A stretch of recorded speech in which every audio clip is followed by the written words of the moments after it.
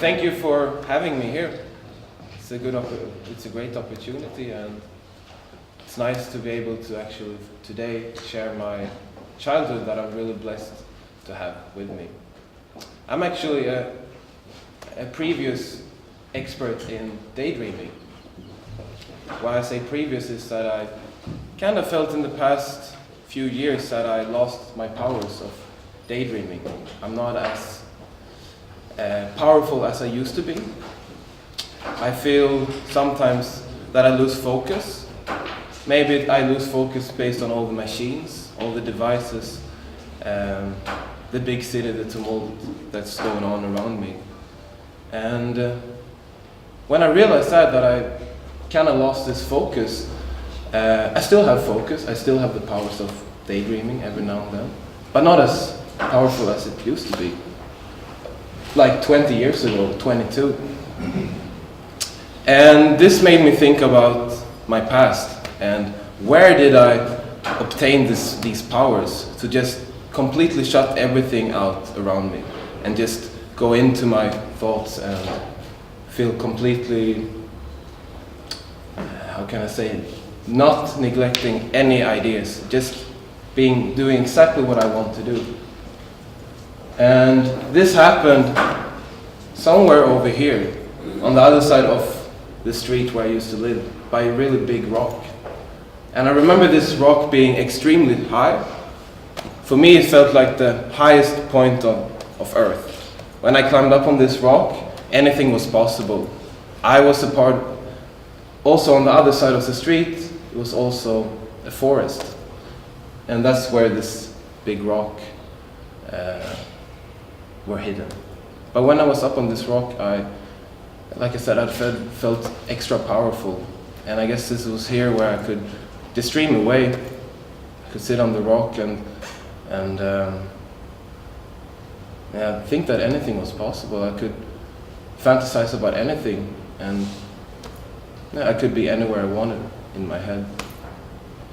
I also had other spots, and that was a tree house. This tree house. I also started to, when you start to realize you can build stuff as a kid, it becomes very exciting. And in this forest, I found this perfect tree where I got some help from neighbors and also my friends, and we built this tree house where my world got bigger. And it got so big that I kind of wanted to show. I remember actually I wanted to share my world, my daydreaming powers. So one day a computer came to our house, and on this computer there was a program called Paint. I don't know if you're familiar with it, but in this program there was also a tool that was very fascinating for me. At first I just started to just put this squared circle everywhere. But then what I realized, I can actually use it as a nose. And based on this nose, I could actually express my world. I could, actually not on paper in this, at this point, but my ideas and my views of looking at the world, I could draw it with my characters. For instance, this one is my mother. I don't really know why I drew her like this. Maybe she was scared, or maybe I got scared for seeing her naked like that. But this is her, and it's very honest. It's just the way I saw it. Didn't change anything. It's just the way I saw it. And that's what I call power, to not neglect your ideas. Or for this guy you probably know as well. I remember I was scared of him because he continued coming up on documentaries, and no, I don't want this to happen. And this one as well. You know, maybe at this, if I would draw this today, I would probably hide it. But still, I did this, and I didn't think twice about changing. I didn't think at all about changing it. So, but I kept on repeating this, as you can see, this square. Or this one. I was never allowed to eat McDonalds. My mom didn't like the concept, and maybe this was a way of expressing that. And also because of the crazy cow disease during the 90s, if you remember. So he even got the price tag. Because you see, I question a lot. When I was streaming away, I questioned, why is it like this? Or Mom, where is the meat coming from? And I had all these questions, and I guess that's how I got it. That's how I put it on paper. Being criticizing, but I'm still doing it trying to do it with humor. And this guy as well. But this all changed at one point. I had to move. Oh, we had to move. And by moving, I would tear down the house because I didn't want anyone to actually use my power, not powers maybe, but the place that I so felt was a big part of me. And yeah.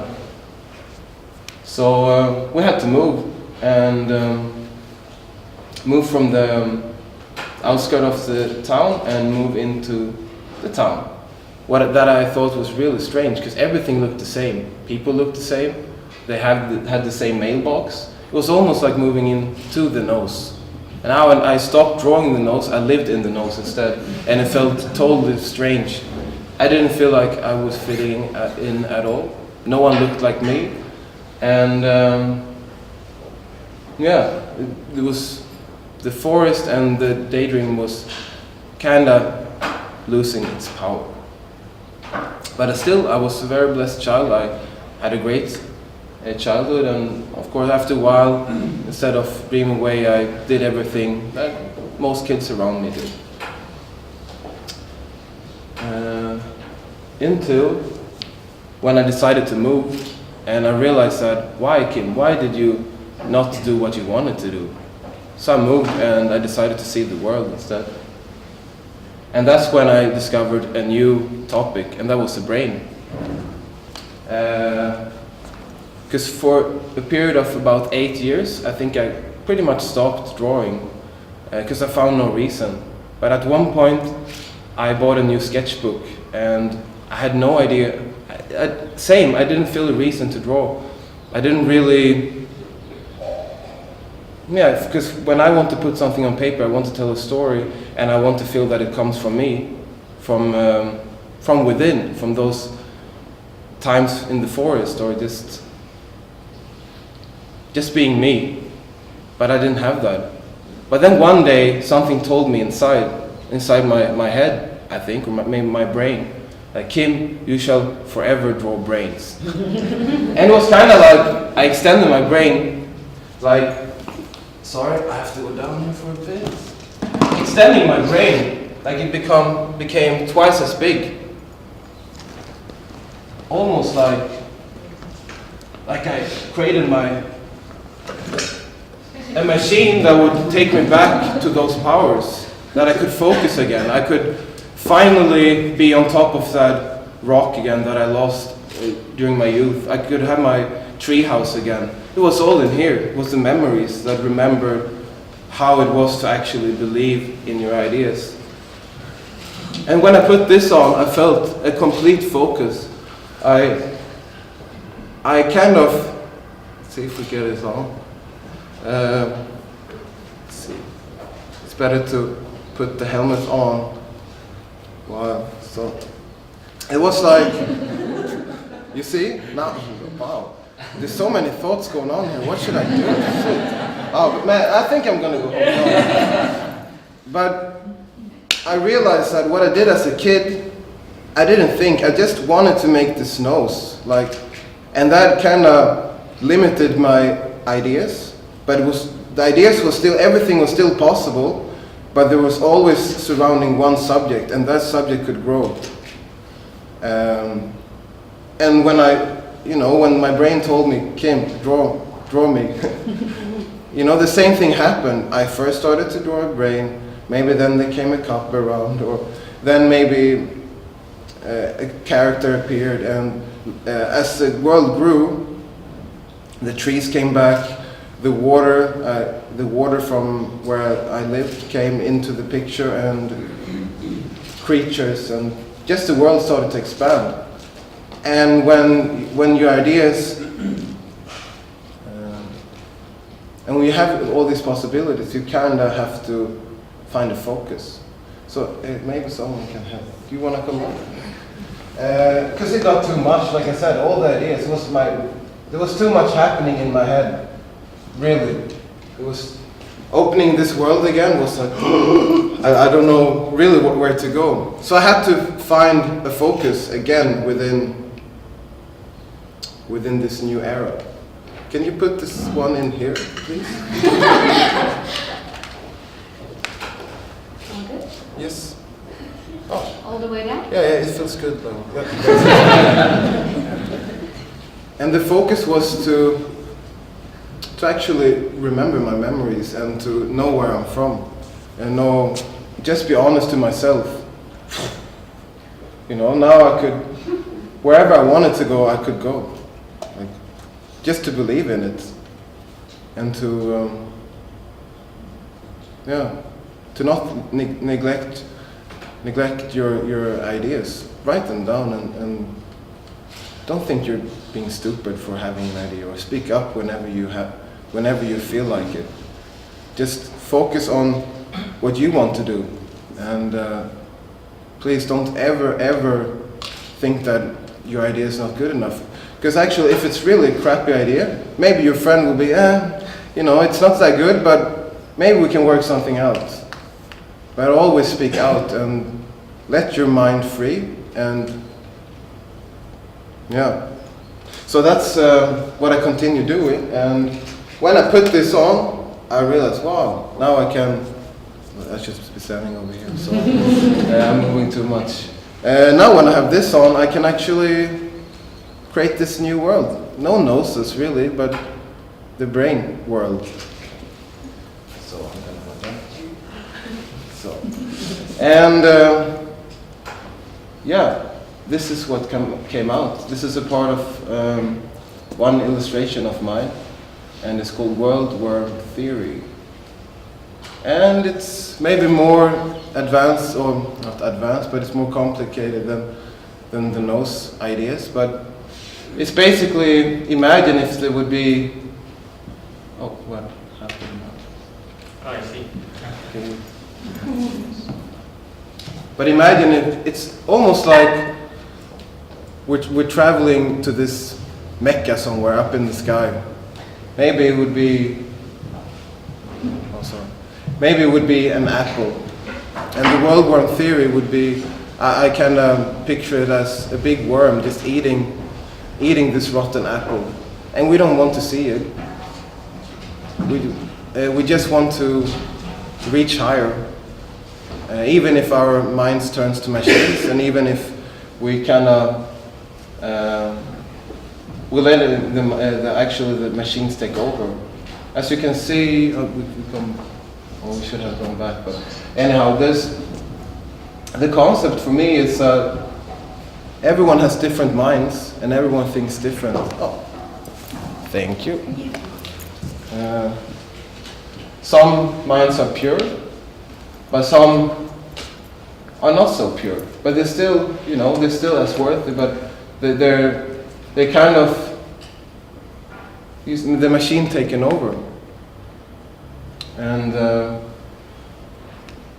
here is basically the struggle, the lust to reach to this apple, and it's kind of just pumping everyone with their ideas.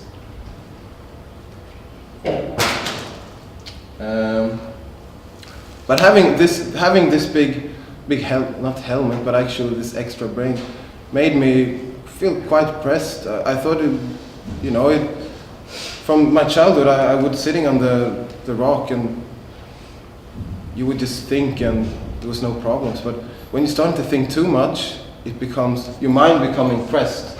It's almost like you're drowning sometimes because there's so much thoughts and there's so much ideas and man, there's no time. Like, how can I do all this? And it's kind of like this. This is actually this is called Killer Dreams, but it's I'm inspired by a friend who told his nightmares to me, and he said that, Kim, I'm drowning. You're not drowning. You're on.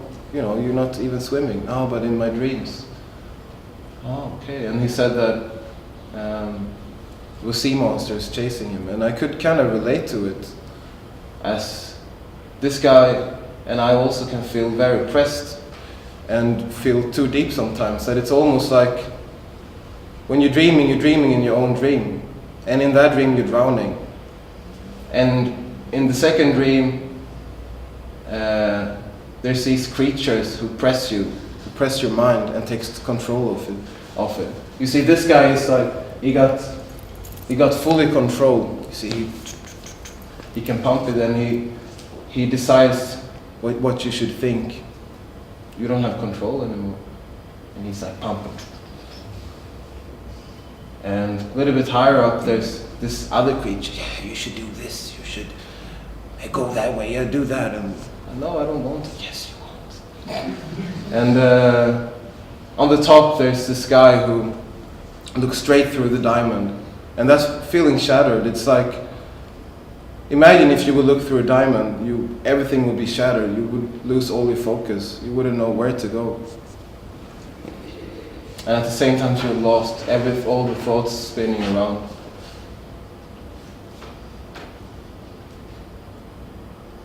But then, you're thinking back again. Oh yeah, that's how it used to be free. And you just catch your dreams and you jump on the dragon and you fly away again.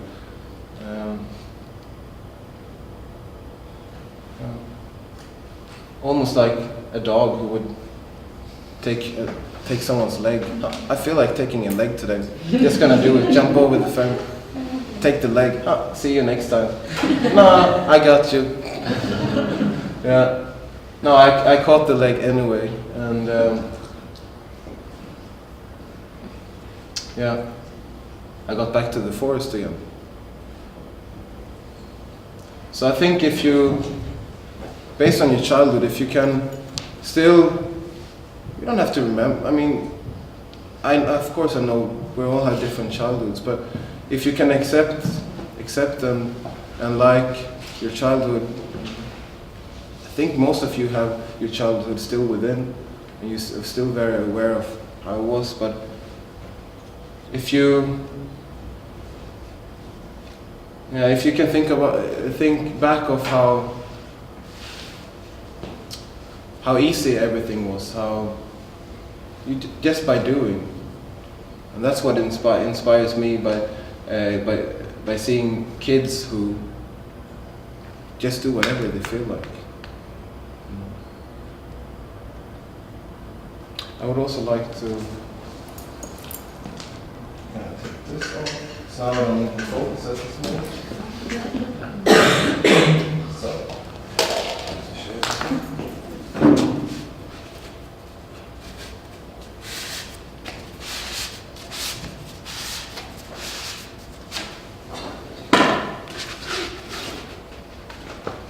Can pass this around for you.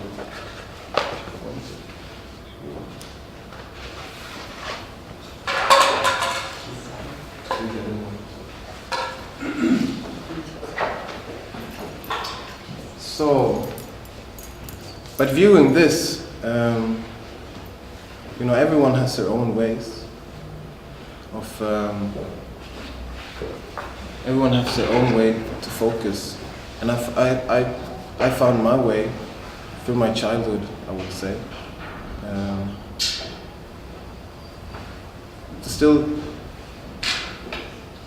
To see the fun in everything, and to kind of just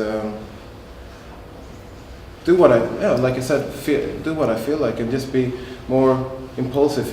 If I feel like doing this, I do it, and that kind of release. I think the creativity in just not seeing the problems.